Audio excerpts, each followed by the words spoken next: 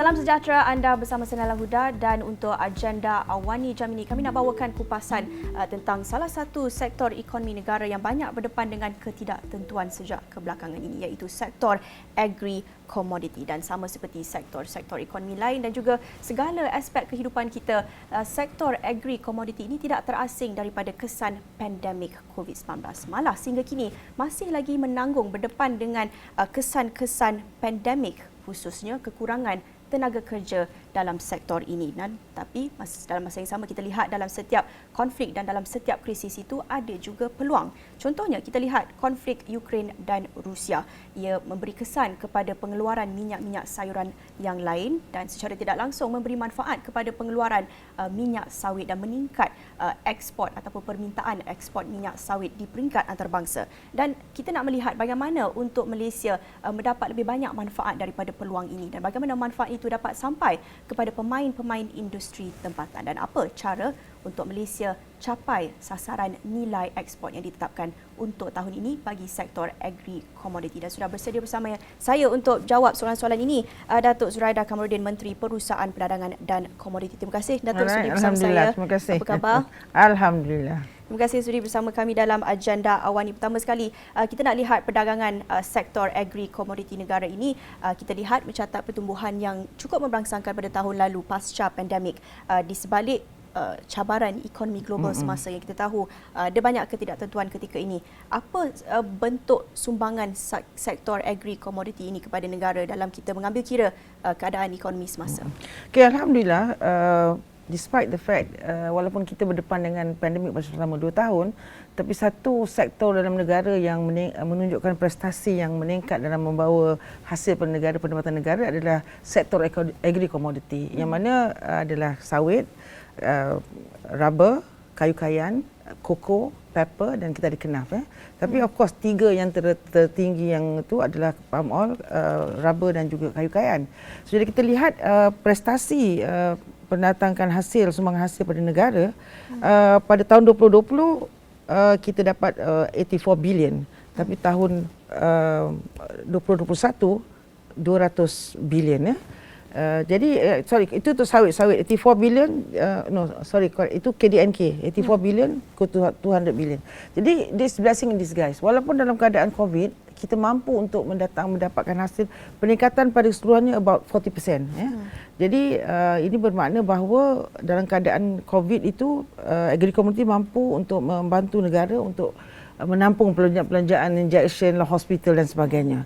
So itu adalah blessing in disguise kerana low supply, high demand. Jadi harga sampai 8,500 sampai 1,600 ketika itu. Jadi bila pandemik sudah mula berkurangan, kita mengharapkan sektor ini akan kembali aktif kerana ketika itu tak ada pekerja asing dan ladang terhenti dan sebagainya. Jadi bila kita buka ekonomi balik bulan 4, kita buka border, kita buka ekonomi, buka negara dan sebagainya, dan kita harap pekerja asing akan dapat masuk membantu kita untuk buat kerja-kerja di ladang. Tapi namun demikian, oleh kerana 2 tahun kita berdepan dengan pandemik, jadi tak nak lifestyle tu ada perubahan sikit. Cara hidup, cara berfikir, cara mereka nak adjustkan, menyesuaikan diri mereka semula tu mengambil masa juga. Jadi ini juga menjadi kekangan kepada pelancaran untuk lancarnya proses kita nak mengambil pekerja asing masuk dalam negara kita. Dan yang keduanya juga isu ini, dan juga keduanya adalah isu Ukraine and Russia war. Itu satu perkara yang tidak dijangkakan dan ianya juga melibatkan memberi kesan kepada perkembangan ataupun performance prestasi agri-komoditi itu. Tapi namun demikian, saya melihatkannya juga satu perkara yang boleh kita manfaatkan. Ketika sawit kita, terutamanya sawit kita dan juga mungkin rubber, terutamanya sawit, kalau di Amerika, mereka mempunyai propaganda negatif kepada sawit kita kerana kita competition dengan dia punya sunflower oil dan juga rapeseed dan sebagainya. Jadi bila terjadinya Ukraine war, Russia-Ukraine war ni, jadi ada kekurangan supply pembekalan edible oil bentuk rapeseed dan sebagainya. Jadi ini membuat EU dan Amerika membuka mata balik bahawa mereka tidak ada choice untuk pulang balik kepada melihat pada palm oil.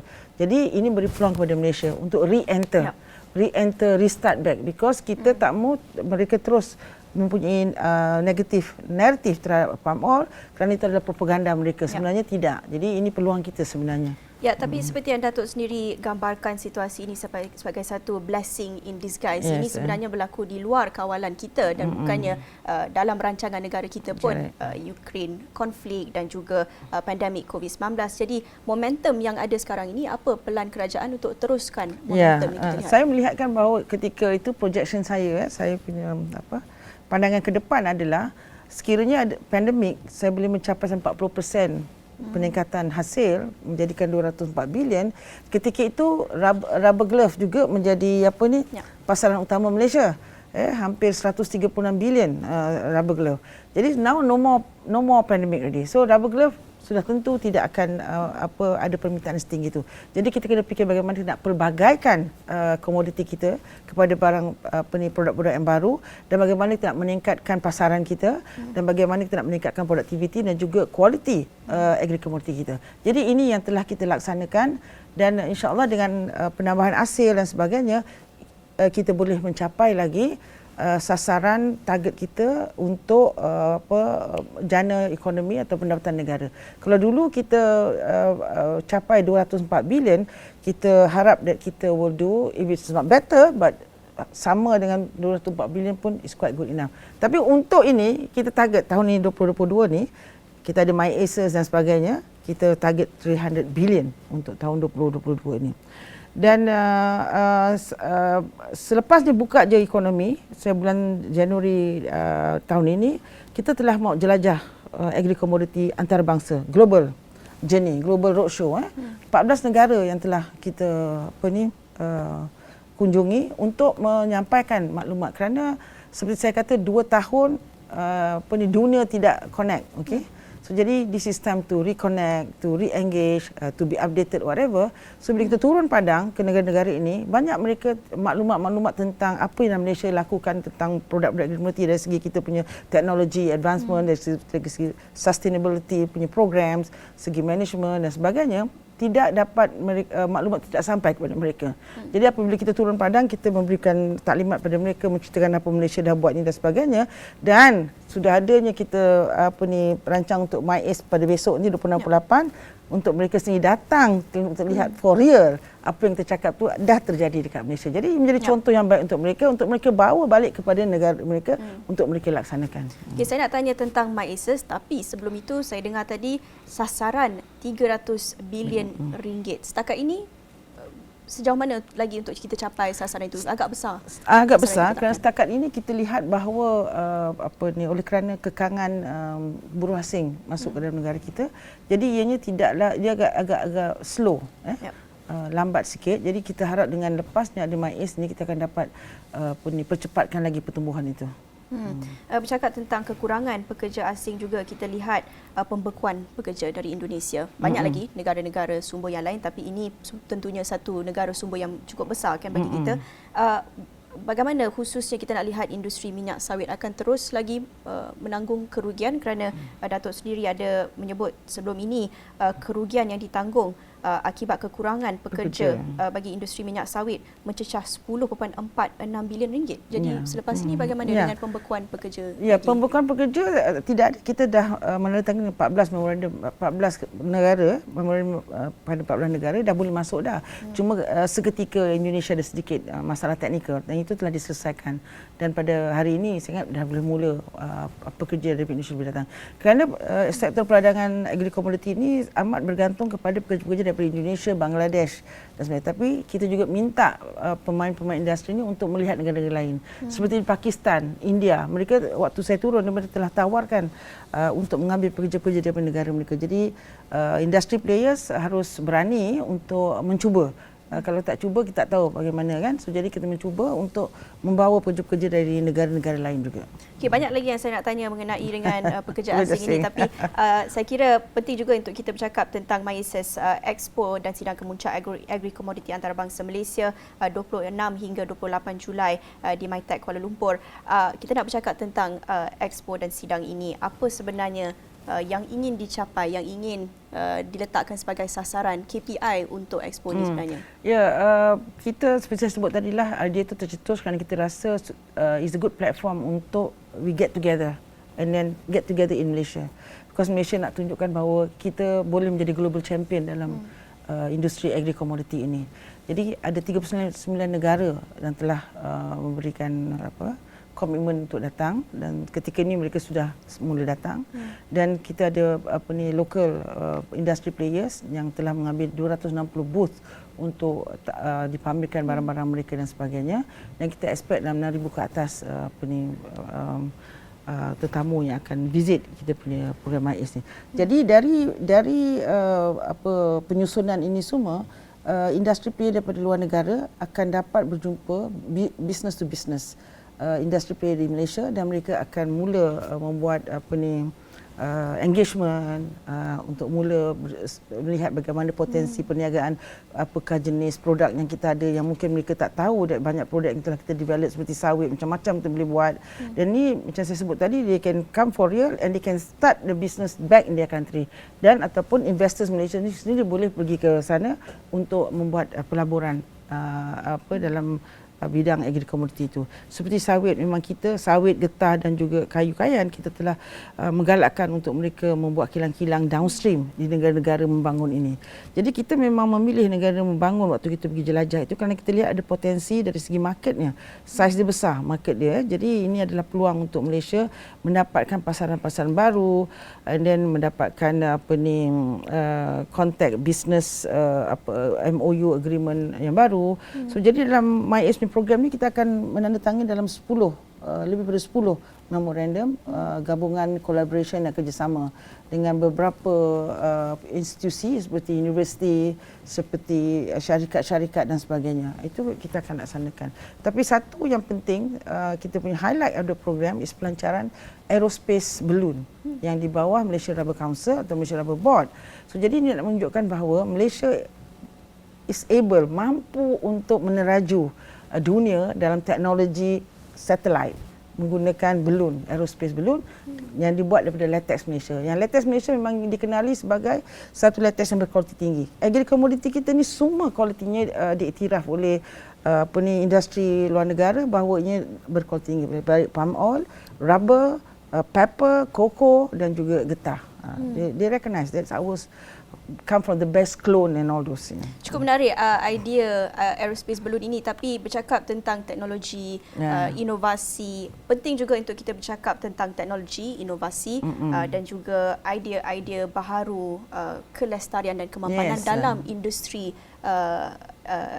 agri-commodity ini sendiri. Jadi kalau kita nak bercakap tentang ruang untuk kemapanan inovasi dan juga kelestarian dalam industri agri-commodity ini, belum bagaimana? Adakah kita akan dapat lihat juga teknologi-teknologi ini di MIS esok? Dalam dasar agri-commodity negara 2021-2030 yang itu ada 5 tunjang. Di antaranya adalah skill economy. Itu memang ada sustainability yang ini. Dan lepas tu yang on this productivity and on mechanization. That means kita nak cari automated way of menguruskan ladang-ladang kita dan pokok-pokok kita dan sebagainya. Jadi yang ini juga akan menjadi satu tarikan kepada pemain industri untuk melihat teknologi baru yang telah kita dapat cipta, dan ini termasuk juga ada pameran drone yang mana digunakan untuk spray benih-benih, spray pesticide, spray baja dan sebagainya. Ini lebih mudah. Jadi ini kita boleh beralih daripada manual kepada teknologi kan. So jadi yang ini memang ada dalam dasar kita, dan kita nak pastikan all across the 6 commodity yang bawah kementerian ini mengikut dasar-dasar ini, dan setiap kementerian itu, setiap produk yang kita ada itu, kita telah berikan mereka KPI dan milestone apa yang mereka harus lakukan untuk meningkatkan produktiviti dan sustainability dan juga teknologi mereka masing-masing. Masih lagi dalam konteks MIS ini, bagaimana pula untuk pemain industri tempatan terutamanya pengeluar kecil, apa pula manfaat bagi mereka melalui MySIS Ya, ini? yang ini mereka akan dapat mempamerkan produk mereka dan dia boleh buat jualan sekali. Dan memang ada juga permintaan daripada small traders, pedagang-pedagang kecil. Jadi kita faham pasal kalau macam koko kita, pepper kita juga kena masih lagi kecil, industri masih lagi kecil. Jadi kita juga matchingkan dia dengan syarikat-syarikat yang kecil. So jadi mereka boleh membangun bersama. Jadi yang besar-besar tu tiga lah, palm oil, rubber dan juga kayu kayan. Yang itu memang dah established dan syarikat-syarikat yang lebih besar, pengimport yang memang dah pemain industri yang lama, pengimport dari Amerika yang mengimport katanya kitchen cabinet, dan banyak negara daripada yang akan datang ni daripada Amerika side, daripada Afrika side dan juga ASEAN lah, dan juga Central Asia. So 39 negara ni semua termasuk.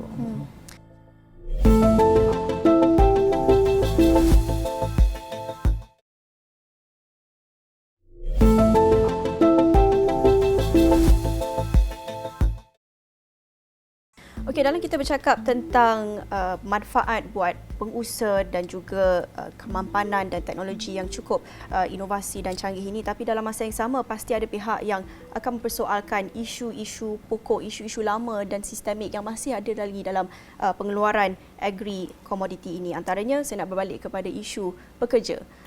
Selain daripada isu kekurangan pekerja ini, seperti yang Datuk katakan tadi, isu pembekuan pekerja dari Indonesia, Datuk melihat ini sebenarnya berpunca daripada isu teknikal sahaja. Tapi kalau kita nak benar-benar lihat apa yang disuarakan oleh pihak Indonesia, ia bukan sahaja isu teknikal tetapi juga berkait dengan isu kebajikan, kan. Mereka bimbang mengenai dengan sistem yang digunakan itu mungkin tak dapat nak benar-benar melindungi pekerja mereka, dan isu kebajikan ini tentunya ini juga berkait dengan naratif yang negatif daripada negara-negara barat tentunya, tapi kita juga tidak boleh lupa dan nafikan isu dakwaan buruh paksa yang saya sendiri bercakap dengan orang-orang dalam industri ini, mereka sendiri mengakui memang ada isu buruh paksa dan sudah lama pun, tapi usaha untuk membantras itu ada. Tapi bergerak ke hadapan untuk kita melihat industri yang lebih mampan dan juga lebih better dalam melindungi pekerja-pekerja ini, adakah kerajaan mengambil serius dakwaan ini dan apa cara yang benar-benar dapat menyelesaikan dan membantras dakwaan buruh paksa? Okey, yang pertamanya kita kena faham dan kena commit ourselves, because commodity kita sawit is our number one commodity of the country. Takkanlah kita nak sacrifice our number one product in the country. So we have to protect, kita harus mempertahankan. Jadi dari segi management of pekerja, pengurusan pekerja yang terjadi di ladang-ladang besar yang ada dilaksanakan tidak menjadi masalah, kerana mereka punya sistem yang mempunyai kapasiti keuangan untuk melaksanakan. Dan saya berani bercakap bahawa di antara sektor-sektor ekonomi dalam negara ini, perladangan adalah sektor yang sangat mempunyai sistem penjagaan pekerja kebajikan yang sangat sistematik dan sangat turun teratur. Satu, gajinya memang lumayan dari segi perdagangan, and all the commodity. Tapi saya juga setuju bahawa tidaklah 100% kita ni mesti adalah perkara-perkara yang memang tak dapat dilaksanakan. Tapi perkara tak dapat dilaksanakan itu ada perkara yang sangat detail yang perlukan lagi penelitian dan sebagainya. Sebab itu kita cuba meletakkan macam kita punya palm oil, kita ada MSPO. MSPO is Malaysia Sustainable Palm Oil. Yang mana dalam kriteria untuk kita 95% of palm oil plantation dah dapat MSPO ni, this certification. So for them to get this certification, termasuklah pengurusan labor dan sebagainya, kriteria yang seperti ditetapkan oleh ILO, ada 11 perkara tu. Jadi itu memang kita sangat very strict, kita tidak akan keluarkan sijil itu kalau mereka tidak comply. So for palm oil 95% is done. For rubber pun sama juga, kita ni rubber glove juga menjadi satu isu at one time untuk dia orang withhold order di custom border protection of Amerika. Saya ke sana pada Mei untuk menjelaskan pada mereka. Kerana indikator yang mereka beri itu tidak ada definition. Cara kita menguruskan ladangan kita dan cara mereka menguruskan ladangan ada berbeza. Kita menguruskan ladang sawit yang boleh berusia sampai 40 tahun.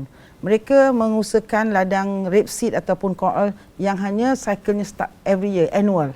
So jadi berbeza. Kita punya pekerja duduk situ 25 tahun, 40 tahun. Dia buat rumah jadi ladang. Okay? Contohnya. Jadi kalau rumah peladang itu letak dalam ladang mereka, plantation mereka, anak-anak mereka duduk di situ. Jadi where is their playground? Their playground is ladang. Jadi kalau sekiranya satu anak mereka pick up satu biji buah sawit, dia dah kata itu child labour. You know, so it's not fair. Dan satu lagi sistem mereka tidak ada verifikasi. Jadi saya telah pergi ke sana dan menjelaskan pada mereka, kita faham, kita kata kita 100% perfect. But sekiranya ada aduan, now the aduan is based on satu NGO atau satu syarikat, satu NGO ataupun satu individu report saja, mereka akan sanction our product. Yep. So I said there must be a verification process. Itu yang kita hendakkan, keadilan dari segi verification process. Okey, cukup banyak inisiatif dasar yang Datuk telah ceritakan, tapi kita juga nak bercakap dari segi pelaksanaan, execution itu penting kan. Bagaimana Datuk ingin beri jaminan dasar-dasar inisiatif yang Datuk nak perkenalkan melalui kementerian ini dapat diteruskan dengan penuh komitmen dan dengan penuh konsistensi, kerana maaf saya perlu kaitkan dengan sedikit latar belakang politik Datuk di sini, kerana pasti ada yang akan mempertikaikan komitmen dan konsistensi Datuk sebagai seorang menteri apabila mereka melihat latar belakang politik Datuk yang saya boleh katakan tak begitu konsisten, ada berubah-ubah parti itu kan. Jadi bagaimana Datuk nak beri jaminan? Kata ini dua perkara yang disebut di sini. Satu adalah untuk bagaimana komitmen kita untuk pastikan bahawa rancangan-rancangan dari segi dasar ekonomi itu dapat dilaksanakan. Yang ini telah dalam pelaksanaan, tadi isu. Jadi cuma seperti saya sebut, memandangkan bahawa ini kementerian sangat penting nak memastikan bahawa hasil negara akan tetap tinggi, akan dapat meningkat, kerana kalau kita tak dapat membawa hasil yang cukup ataupun yang banyak, maka negara juga tidak akan maju. Jadi it's very important, we are committed to make sure that the country will survive and we will work hard on our agri community because that's the income of the country. So saya pun juga minta rakyat Malaysia mempertahankan sawit kita dan sebagainya. Yang keduanya, tentang saya beralih parti itu tidak ada cerita tentang konsisten. Konsistensinya ada kerja kita, bukan parti kita. Okay? Parti can be different, but it's you yourself. Whether you can do the work, whether you're consistent, whether you're hardworking or not. So it doesn't mean you change the party, you don't work. No, you still work. So I'm still working now. Tapi dengan bertukar-tukar parti itu, status Datuk sebagai menteri juga sebelum ini menjadi persoalan kan? Yeah, so secara tidak langsung akan ada kesannya. Tapi nak bercakap sedikit tentang keputusan Datuk untuk sertai Parti Bangsa Malaysia. Boleh kongsikan sedikit dalam 3-4 minit yang kita ada lagi. Apa di sebalik keputusan Datuk itu? Apa yang sebenarnya ditawarkan dalam parti ini yang tak ada dalam parti-parti lain sebenarnya sebelumnya? Parti Bangsa Malaysia ini adalah atas inisiatif untuk menggabungkan grassroots kita, akar umbi kita yang berbilang bangsa yang tidak ada tempat di dalam bersatu.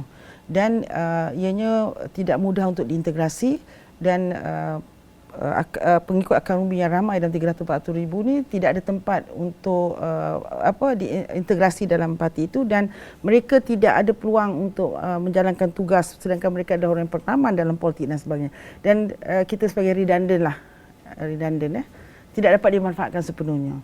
Jadi saya tawarkan untuk membentuk parti ini agar memberikan added value kepada parti yang dalam kerajaan.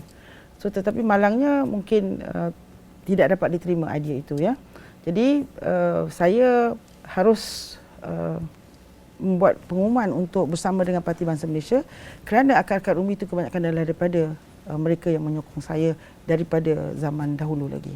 Dan Datuk juga bakal menjadi presiden Parti InsyaAllah. Bangsa Malaysia. Boleh kongsikan apa visi Datuk untuk parti ini, terutamanya menuju ke PRU 15? Alhamdulillah, because saya ingat dalam keadaan politik sekarang, rakyat tengah tergapai-gapai melihat siapakah parti dan apakah keadaan negara dan sebagainya. Jadi ini adalah masa terbaik untuk menawar satu platform parti yang mungkin ada kelainannya adalah kita ada multiracial party and a party led by a women, and then a party yang ada MPs dengan kita, dan juga ada 190 struktur di bahagian-bahagian dalam negara. Jadi we are a akar umbi based party actually. We are not coming from the top, but we are coming from the bottom. So this ada kelebihan yang saya lihat di sini. Dan apakah kita punya pengkhususan? Kita punya target, kita ada 6 tunjang, 6 thrust kita talking about women empowerment, youth empowerment, multiracialism, economy, technology and education. So these are the 6 perkara yang kita rasa harus ada reset pada negara kita. So kita punya war cry is jom reset, because it's time the country has to make a lot of changes to reset most of the things in order for us not to go back another 3 years. Another 30 years, sorry. Ya, akhir sekali, sasaran Parti Bangsa Malaysia untuk PRU 15. Ya, insya-Allah kita akan bertanding dalam PRU 14, kurang-kurangnya bertanding di kursi-kursi incumbent. Itu saja yang boleh kongsikan setakat boleh. ini. That's right. The rest are still confidential. Okey, baik. Terima kasih Datuk Suraida sudi bersama saya dalam agenda Awani, sikit sebanyak kongsikan mengenai dengan rancangan politik dan juga pada masa yang sama kongsikan mengenai dengan sektor agri komoditi pasca pandemik dan apa hala tuju sektor ini selepas ini dalam kita menyaksikan pemulihan ekonomi pasca pandemik dan juga melihat kepada manfaat ketika konflik Ukraine dan Rusia masih lagi berterusan, memberi sedikit manfaat kepada industri sawit negara. Dan itu sahaja perkongsian untuk agenda Awani jam ini. Bersama saya Nala Huda. Jumpa lagi. Salam hormat.